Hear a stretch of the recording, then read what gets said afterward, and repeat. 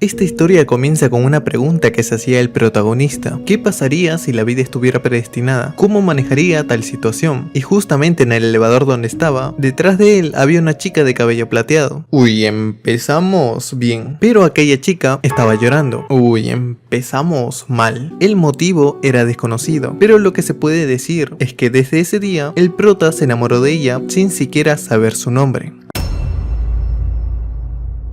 Recomendación: tráete 10 pañuelos porque este es realmente un anime cortavenas. Tiempo después de lo ocurrido, el prota, llamado Tsukasa, se dirigió a su nuevo empleo en Sion Artificial Intelligence Corporation, o también se le puede decir SAI, más fácil y entendible, donde conocerá a todos los de la primera sede de dicha corporación, entre ellos el jefe, que da un poco de pena ajena porque nadie lo toma en serio. Luego estaría Kazuki, quien le preguntó al jefe por qué había un nuevo recluta este año, y la respuesta era simple: el gerente general de SAI lo había recomendado. El problema de esto es que por el momento no contaban con un compañero con el que trabaje, porque ellos trabajan a la par con los Giftias, androides con almas sintéticas creadas por SAI, que si te digo androide, no te imagines un robot que quiere conquistar el mundo. Estos son iguales a los humanos, no podrías distinguir si es o no un androide, y había más de uno en dicha sede. Constance, el compañero de Kazuki, Sherry, la compañera de un tipo que no viene a trabajar, Isaac y Cody. Ellos, o sea los Giftias en general, tienen una vida útil de 81.920 horas, que serían 9 años y 4 meses. Una vez que pasa ese tiempo, la personalidad y recuerdos del Giftia se desintegran. Debido a esto, SAI trabaja con ellos, mandan a un humano con un Giftia de SAI para que recuperen a los Giftias que estén a punto de acabar su vida útil. El tema es que como van en parejas para esto, y como no quedaba ningún Giftia libre para ser el compañero de su casa, pues la tenía un poco jodida. Pero justo entraría a la oficina la chica albina que su casa conoció hace un tiempo, que se llama Aira. Bueno, se pronuncia Aira, se escribe como isla, pero le dicen Aira. Ella también es una Giftia, está libre, no tiene compañero, es una veterana de SAI, y al jefe se le ocurrió unirlos, cosa que Kazuki estaría en contra, pero Aira aceptaría la propuesta de volver a trabajar con un compañero. Y una vez se convirtieron en pareja del otro, Tsukasa tuvo curiosidad en saber qué estuvo viendo el día que se conocieron, lo cual ella no le respondería, haciendo como que no entendía la pregunta. Él sentía que actuaba algo diferente, se preguntó si es que de verdad era la misma persona de la otra vez, cuando de la nada apareció Zack, que lo molestaría con que le gustaba Aira, lo que también esto lo escucharía Michiru. La tsundere de este anime, que es la compañera de Zack, le aconsejó a Aira que tenga cuidado con el prota, y después de eso, los cuatro irían a una asignación para recuperar un Giftia. La pregunta que se hacía el prota en el camino es por qué tenían que hacer equipo con un Giftia, y la verdad es que ellos hacían todo el trabajo, como negociar con el propietario del Giftia que tenían que recuperar, cumpliendo la función de tirador, y los humanos solo eran observadores, o sea que no hacían nada, solo observar. Era lo más básico que tenías que saber para estar en SAI, y por eso el prota se sintió inútil al no saberlo. Le pidió a Aira si tenía un manual de los procedimientos, y ella le dio este libro, que no es exactamente un manual, sino su diario, donde ponía todo lo que vivió anteriormente. Y cuando por fin llegaron a la casa del propietario de un Giftia llamado Edward, que hacía de hijo de esta pareja, la cosa era simple para recuperarlo. Michiru mandó a Zack, quien haría las negociaciones con la pareja para llevarse a Edward, y lo hacía muy bien. Los dueños lo amaban. Obviamente antes de recuperar a Edward, le dieron tiempo para despedirse de los que fueron sus padres. Y antes de olvidarme, al recuperar un Giftia tienen que conseguir primero la firma de consentimiento de los dueños. En este caso fue fácil, y la forma de recuperarlo es borrándole todos sus recuerdos. Con eso quedan completamente dormidos. Todo siempre se hacía delante de los dueños para asegurar la privacidad. Como son recuerdos, se puede revelar cierta información privada de los dueños. Y sobre la recuperación, al prota le parecía como que Edward estuviera bien, no veía que sus recuerdos se desintegraran, lo que Michiru le corrigió porque solo miró la apariencia, pero en el fondo sus recuerdos ya tenían algunos conflictos, o sea que si lo dejaban 12 horas más, su personalidad se hubiera perdido. Este era el trabajo que ellos hacían, y el prota pensó que era muy fácil. En realidad ni tan fácil, porque Michiru le dijo que estos dueños fueron fáciles de convencer para que firmen el consentimiento. Y sí, había una dueña que no quería hacerlo, y cada vez que iban a recuperar su Giftia llamada Nina, ella los echaba. Entonces el prota le preguntó a Michiru qué pasaba si no firmaba antes de la fecha de vencimiento. Ella no le dijo nada sobre lo que pasaría, porque sí o sí le harían firmar, y la próxima recuperación estaría en manos de estos dos. Sería fácil para Aira, porque era una veterana en esto, pero cuando fueron al siguiente propietario de un Giftia, ella se quedó congelada de los nervios, sin poder tocar siquiera el timbre de la puerta, y por eso se lo dejó en manos de su casa. Mientras tanto, el dueño que buscaban estaba escapando junto a su Giftia, y rápidamente Aira pensó que podía alcanzarlo saltando hacia ellos, pero digamos que en vez de alcanzar Carlos hizo una referencia a Buzz Lightyear.